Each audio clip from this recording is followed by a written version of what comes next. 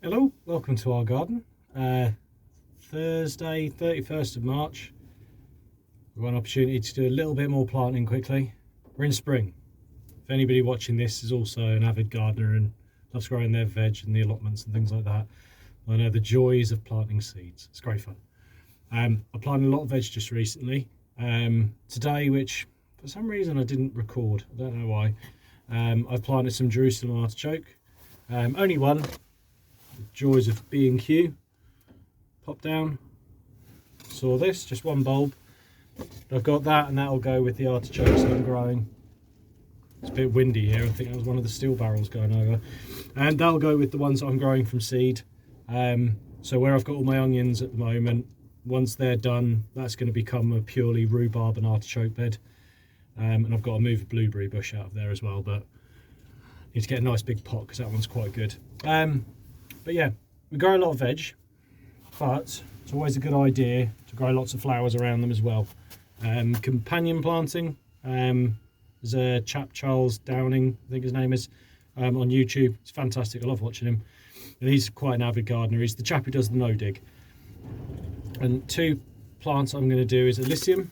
I'm going to do a yellow and a white.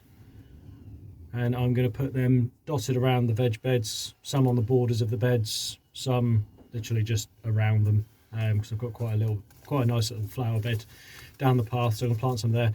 That should hopefully attract some pollinators. So a very quick video on what you do with these. So start with the yellow. All I've done here is I've got a large tray that can drain. It's just a broken one from one of my other bits and pieces, but I thought this will do well with this, but there's too much room in there, so I've just popped some cardboard in here, as you can see. A bit of corn cutting there, don't want that. Take the packet. Seeds are quite small, so I'm not going to mess around putting these in individual pots. You can see ever so tiny little things, some falling through my fingers. All I'm going to do, just sprinkle them around. There we go. Yellow on one side, white on the other. And then what I'll do after this, shake them down. I'll sprinkle a little bit of soil on top, just a fine bit of soil, don't need too much. These ones look ever so pretty. I love white flowers, I don't know why. But, God, these ones are even smaller. Not small enough, so you can see, way too many. But for this, apparently my stand is not as good as I thought. Yep, so sprinkle it on. I feel like Jamie Oliver. Zhuzh it. Just probably enough, put the rest in here. Right. Then, what I'm going to do next, take some of the fine compost mix that we made last time, sprinkle ever such a fine layer on top. Don't need much at all. I mean, to be honest, you could even just use the perlite rather than any compost, but when I've got this mix right here, it's dead easy to get to. Brilliant. And then in 5 to 10 days, these should all start to germinate. And at that point, once they start to germinate, I will prick them out and put them into individual pots.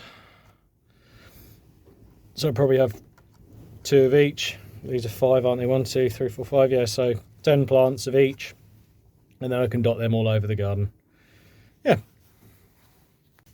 So, as I said, it was only a quick little video. More than anything, just saying, like, whenever we plant veg, we need the pollinators for a lot of the veg. With the amount of peas I'm growing everywhere in my garden now, I need pollinators. And usually we're fine here, but I'd like to attract more than just the butterflies, because we never get anywhere with our brassicas because of them, regardless of how much netting I put in.